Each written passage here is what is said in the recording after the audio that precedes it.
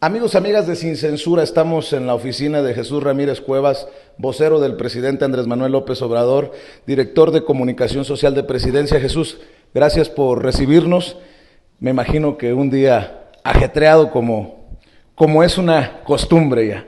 Bueno, empezamos temprano, eso sí. Entonces, pues sí, es ajetreado. Apenas vamos en la primera parte de la mañana, ¿El ¿verdad? hombre más cercano al presidente Andrés Manuel López Obrador? Bueno, la gente más cercana al presidente es su familia, ¿no? Pero, pues sí, soy un colaborador que está ahí muy cerca de, pues tanto de su idea de las cosas como de, pues en el trabajo, ayudando en lo que bueno, lo que me toca a mí en lo que puedo.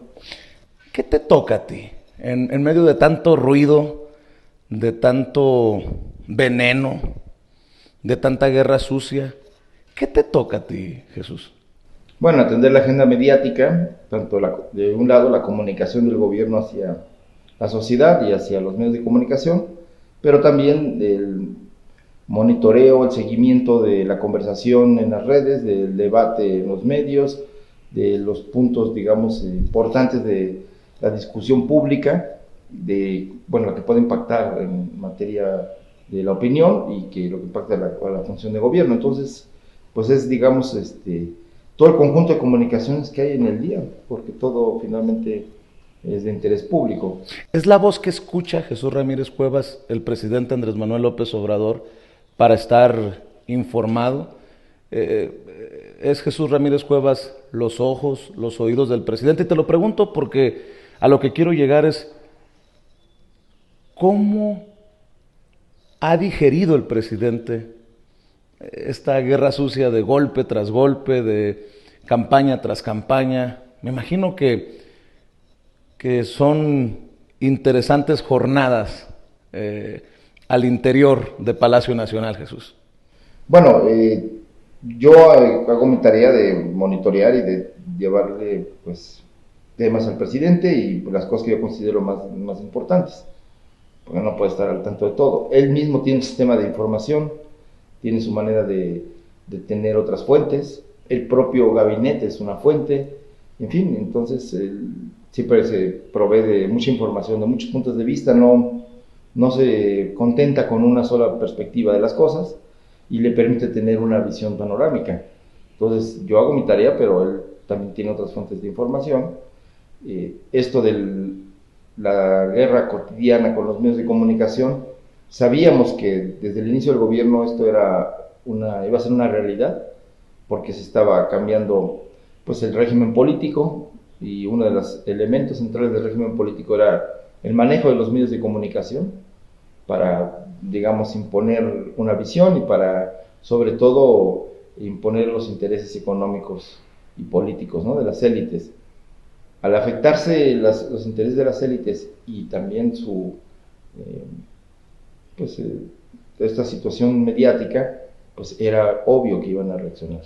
Sobre todo porque antes los medios de comunicación y los intereses que representan, pues estaban acostumbrados a someter a los gobiernos en turno.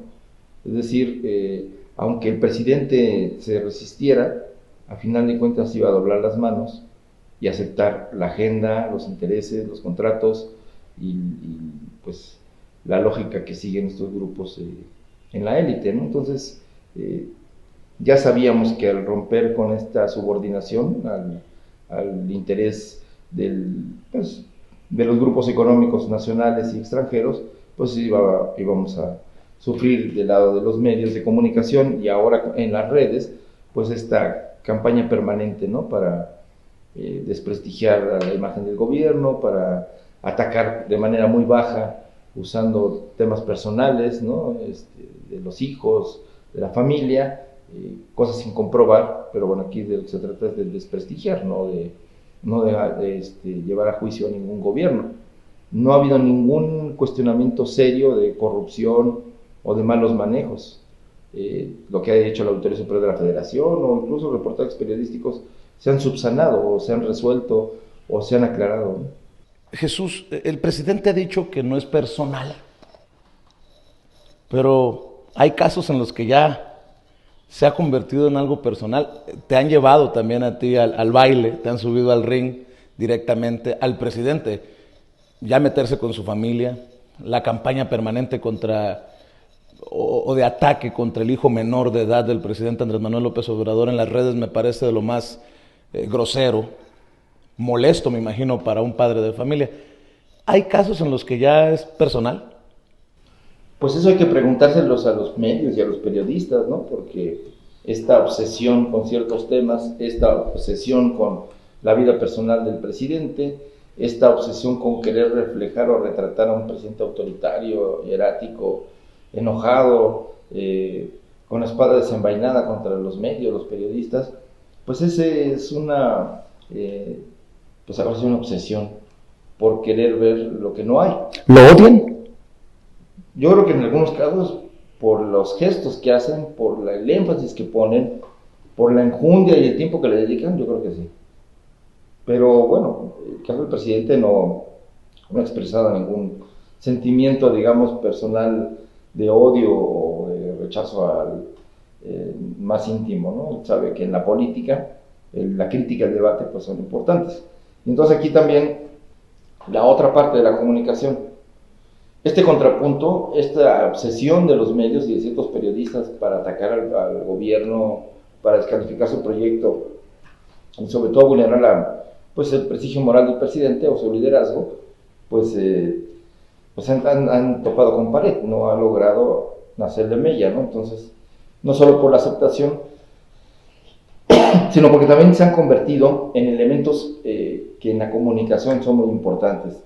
Han permitido que se pueda explicar de mejor manera, bueno, cuál es la diferencia entre el proyecto de transformación que tiene la cuarta transformación que tiene el presidente López Obrador, de lo que había antes. O sea, porque no solamente es la corrupción, que es un elemento central.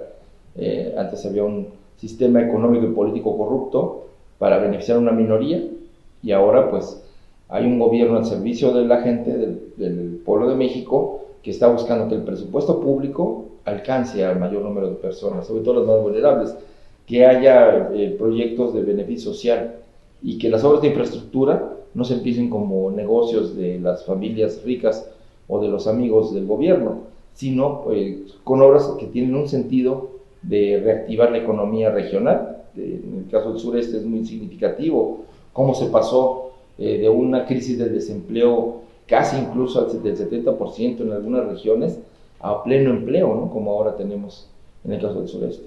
El presidente Andrés Manuel López Obrador, quiero imaginar que está también al pendiente de esta guerra entre medios independientes y tradicionales.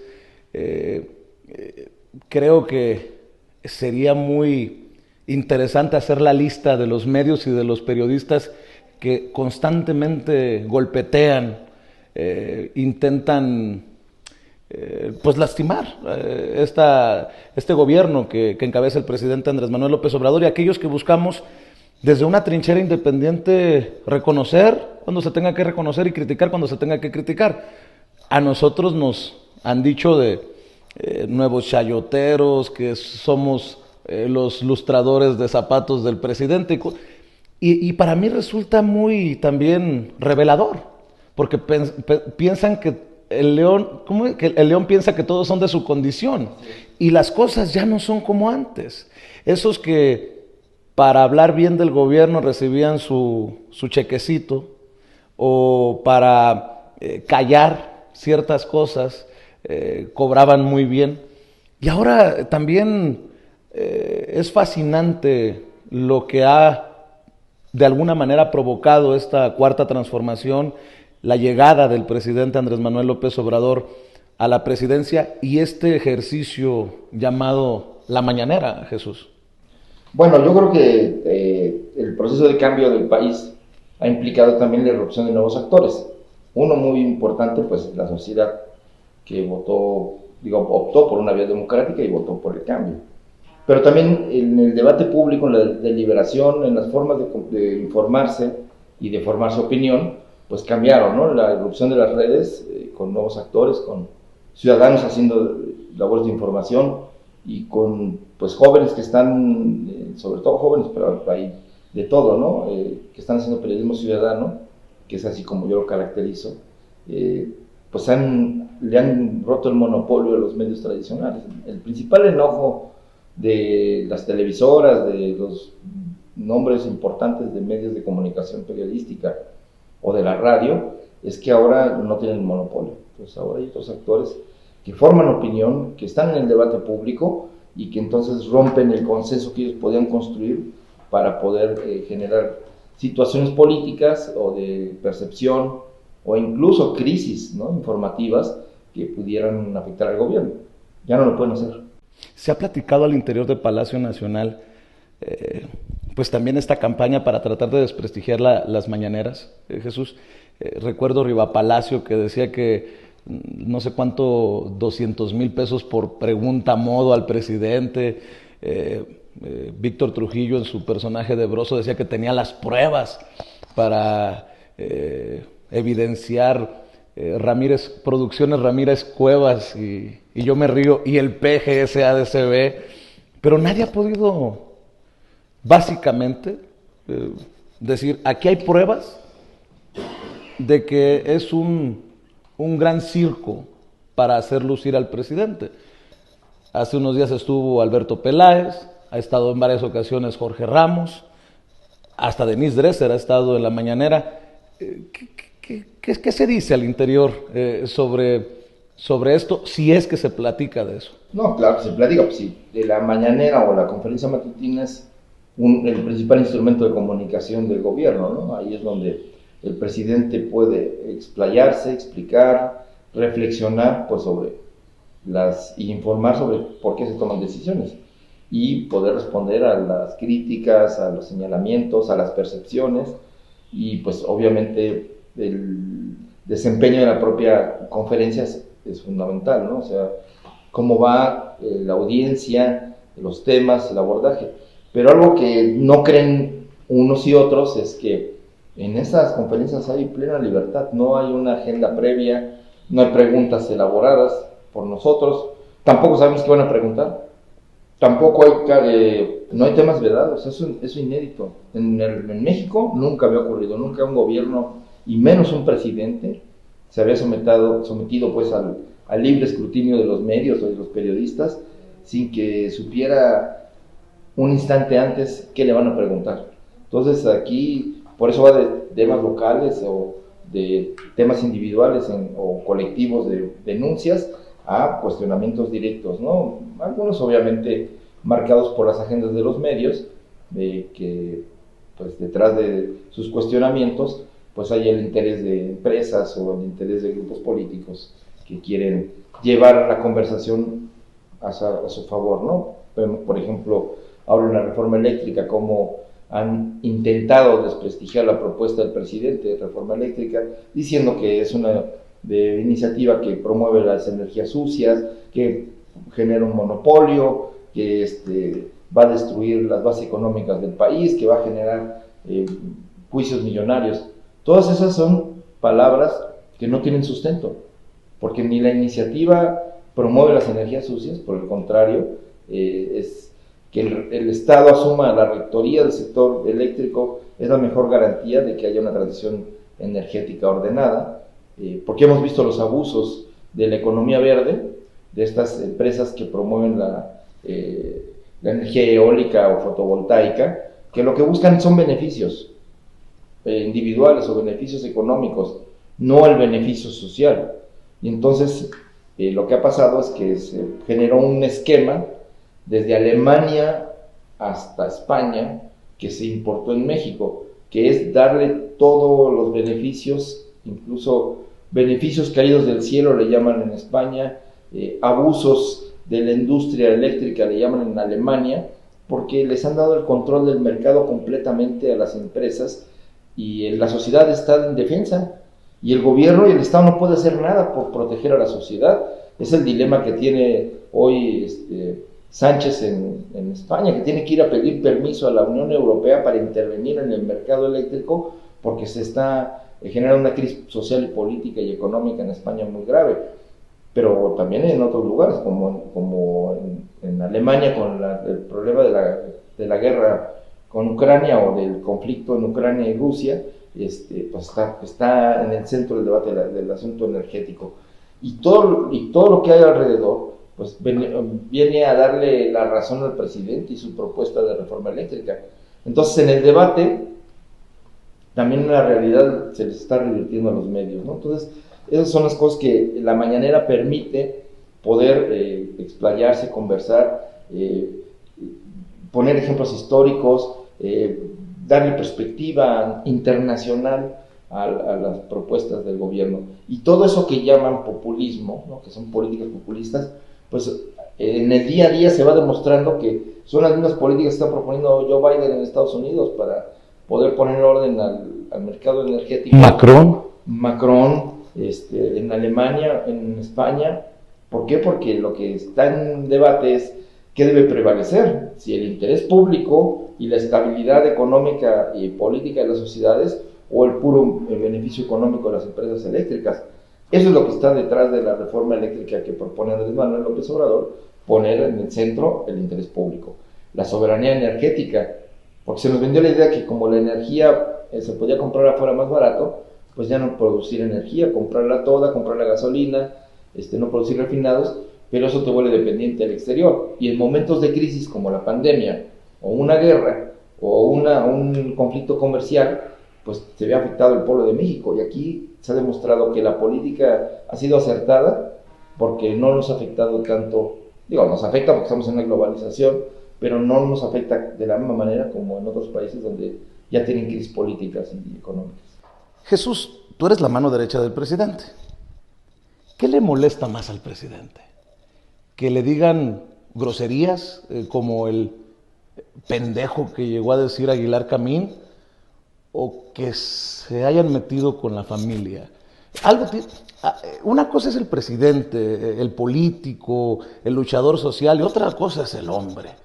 Y me quiero imaginar que si hay alguien que lo conoce eres tú, y me imagino que también sabes entender sus reacciones.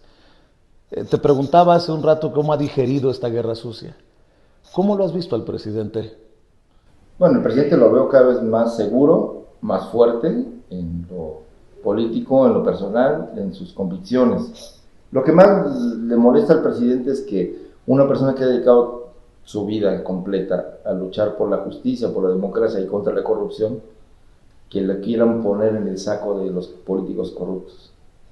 Porque si se eligió un camino largo de resistencia civil pacífica, de luchar por la democracia por la vía pacífica, de denunciar los fraudes, pero mantener la convicción de que se podía llegar y obtener una mayoría, convenciendo a la gente, a pesar del cerco informativo, a pesar del uso del dinero, a pesar del fraude electoral, pues que te acusen de ser como los otros, como los demagogos que...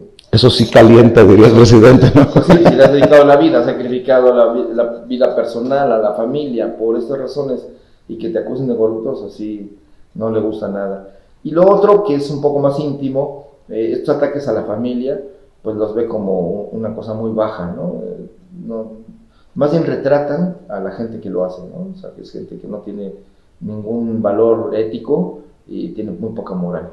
Ya que estás mencionando eso, hay muchas críticas, tú te has de dar cuenta, de por qué se le sigue subsidiando, dando dinero de los mexicanos y mexicanas a esos medios que tienen a muchos de esos analistas que no tienen vergüenza, por no decirlo muy feo, estamos en Palacio Nacional.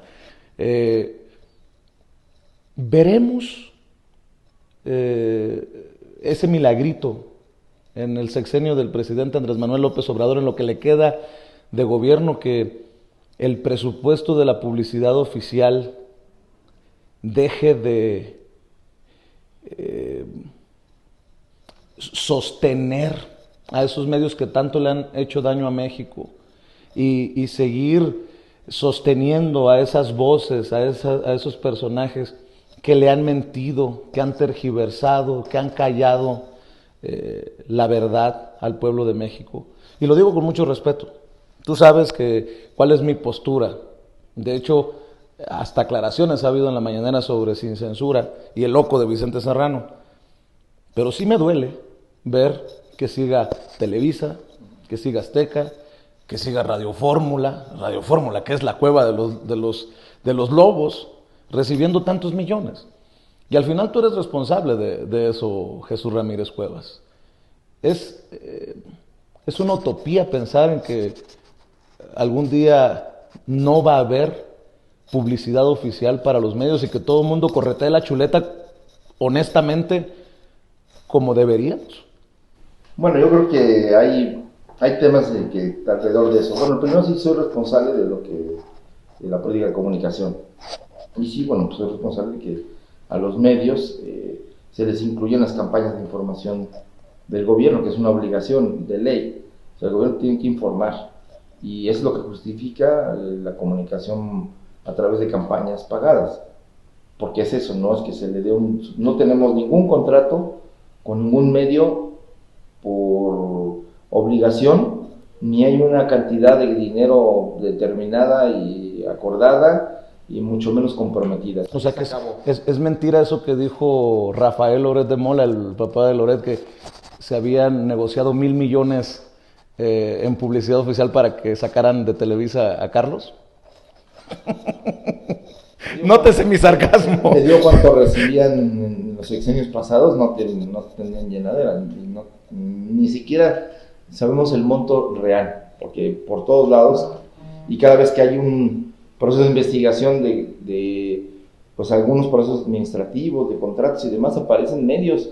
O sea, los medios no solamente recibían dinero de publicidad o por las campañas, también recibían para la construcción, lo recibían por asesoría de imagen, lo recibían por planes de comunicación o estrategias de comunicación para las dependencias o para manejar la imagen del funcionario.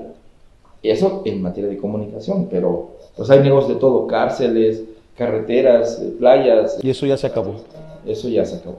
No, yo te pregunto, te insisto sobre lo de la publicidad oficial, porque recordarás que incluso mucha gente se nos echó encima, hasta creo que llegó a molestarse el presidente por la insistencia hace algunos años de: presidente, hay que dar a conocer la lista de los apapachados en el gobierno anterior, y presidente, hasta que el presidente, hasta que se dio a conocer. Pero creo que en esa transparencia, pues también la gente dice, pues, ¿qué pasó? Estamos luchando contra esa narrativa destructiva de la Cuarta Transformación, y de alguna manera mi dinero, mis impuestos siguen manteniendo a esos medios de comunicación. Ese es el sentir, ese es lo que percibo en redes. Por eso te insisto en eso. No, bueno, hay que cambiar digamos, el ecosistema mediático, y hay que eliminar todos los posibles espacios para la corrupción. Pero pues nosotros podemos dejar de darle dinero a los medios, pero se los van a dar otras entidades privadas o otros gobiernos locales, ¿no? Como ahora ocurre. Yo creo que tiene que haber un equilibrio. O sea, los medios tienen que cambiar. O sea, nosotros no podemos desaparecer las televisoras, ni podemos desaparecer las grandes cadenas, porque pues no es nuestra labor. Pero también pensando en el país, si no hubiera medios mexicanos, pues harían extranjeros. Entonces también tenemos que ver la discusión de cómo contar con medios nacionales de inversión privada, pero con ética periodística. Y entonces estamos en ese debate, pero ese debate no se zanja ni con leyes, ni con decretos, ni con persecución. Se zanja con un debate abierto, exponiendo las realidades, y que los ciudadanos sean los que definan el rumbo de los medios, no el Estado, no el gobierno. Y ahí es la diferencia. Nos va a llevar más tiempo y va a ser un poco más largo, pero al final van a cambiar. ¿Por qué? Porque las audiencias tienen que mandar, y son las que mandan. Entonces, en la medida en que la gente se despierte y sepa que esos medios no están hablando con la verdad, o que están sesgados frente al gobierno o frente a ciertas situaciones, pues en esa medida también les va a castigar. ¿Cómo? Pues no viéndolos, ya apagando o cambiándole el canal, o de plano buscando en las redes, como hoy ocurre. O sea, hoy el principal medio de información pues es la mañanera, y es el principal programa de televisión. Y aunque apostaron desde el principio de que no se iba a poder sostener, y que el presidente iba a sufrir un desgaste y que el modelo de comunicación a través de la conferencia iba a fracasar, pues el tiempo que llevamos, ya más de la mitad del sexenio, y no solo pienso que se ha mantenido la mañanera, sino ahora se ha reforzado. Se ha reforzado la audiencia, se ha reforzado la manera en cómo se comunica a través de la mañanera los temas nacionales, las obras de gobierno, el debate público, y eso ha funcionado también porque pues, también se ha echado mano de nuevas, de otras formas de comunicación, ¿no? Infografías, videos, el llevar la conversación de las redes a contrastar, a decir, a poder reaccionar, pues todo eso educa, y creo que esa es la labor. El proceso de transformación democrática es un proceso más largo, porque es de conciencia, ¿no? De toma de conciencia y de cambio de hábitos y comportamientos. Entonces, a eso le apostamos, y que el presupuesto que haya para la publicidad, porque es una obligación del gobierno, pues también se destine a los medios alternativos, a las radios comunitarias, a las televisoras comunitarias, a los ciudadanos que pues hacen un esfuerzo por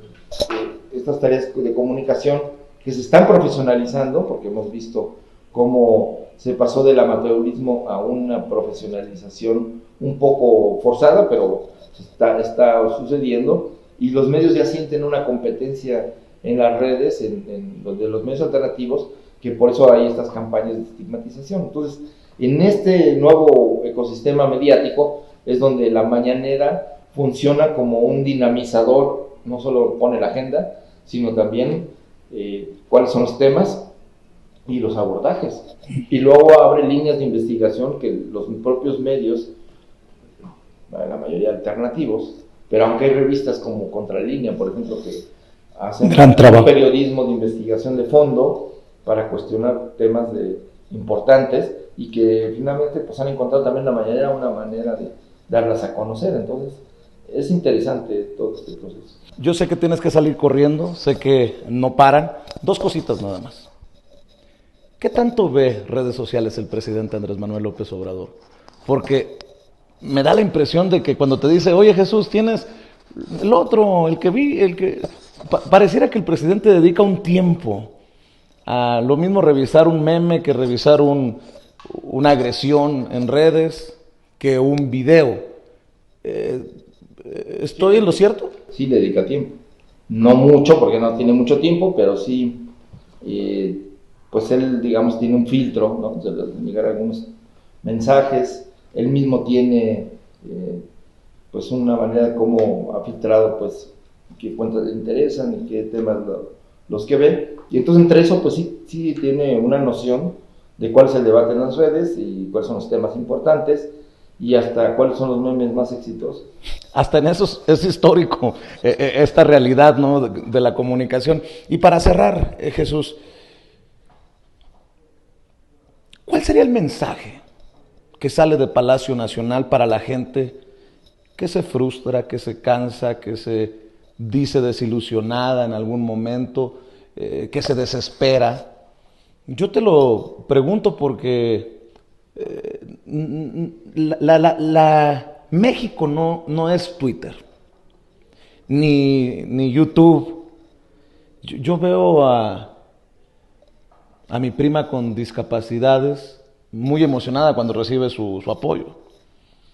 O un tío en la sierra que se emociona cuando de alguna manera siente que como adulto mayor se le reconoce tantos años de trabajo.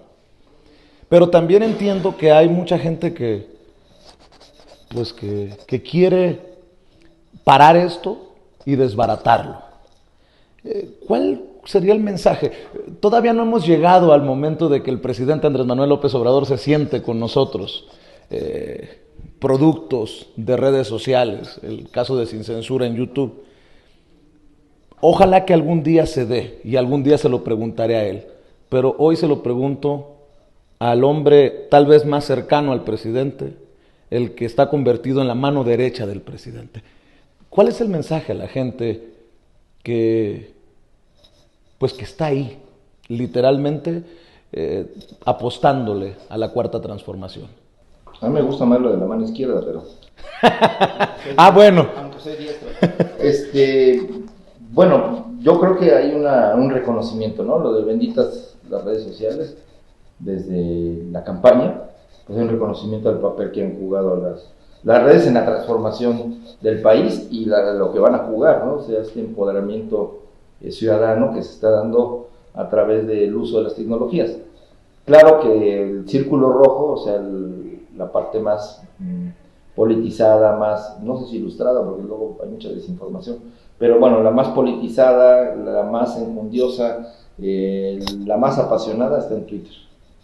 Pero sí, evidentemente Twitter no es el país, pero los medios ven Twitter y piensan que esa es la república que les acomoda, ¿no?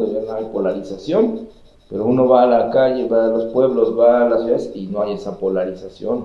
La gente puede conversar de los temas, puede no coincidir, pero no pasa nada, ¿no? Bueno, yo he retado a Loredo, a López Dóriga, vengan a transmitir como lo hago yo aquí en la calle, en el Zócalo, para que se den cuenta que México es más que Twitter, ¿no? Claro, y no hay esa polarización, no hay ese odio.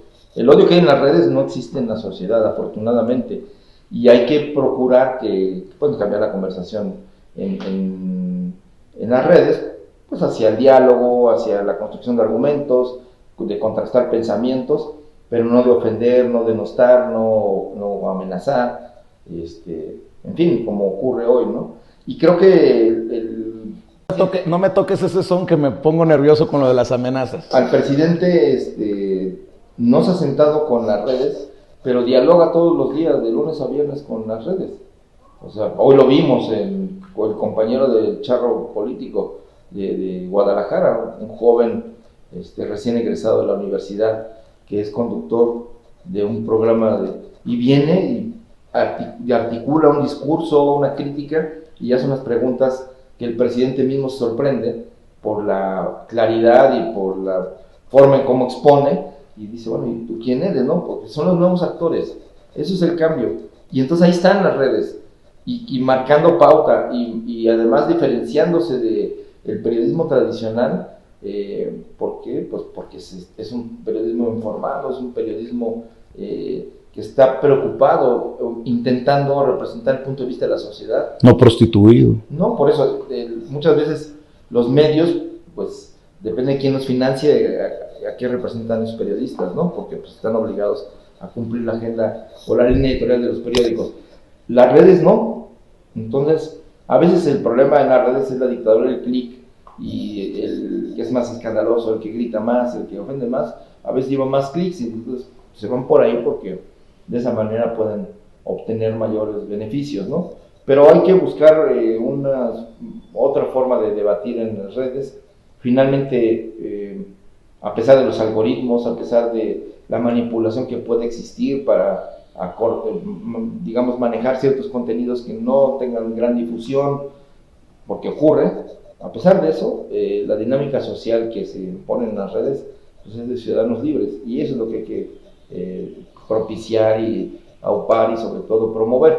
Entonces yo creo que este gobierno es el primero que reconoce que este fenómeno es un fenómeno que llegó para quedarse y que forma parte de la gobernanza, y que el diálogo con las redes, el atender la conversación en las redes sociales, pues es fundamental, ¿no?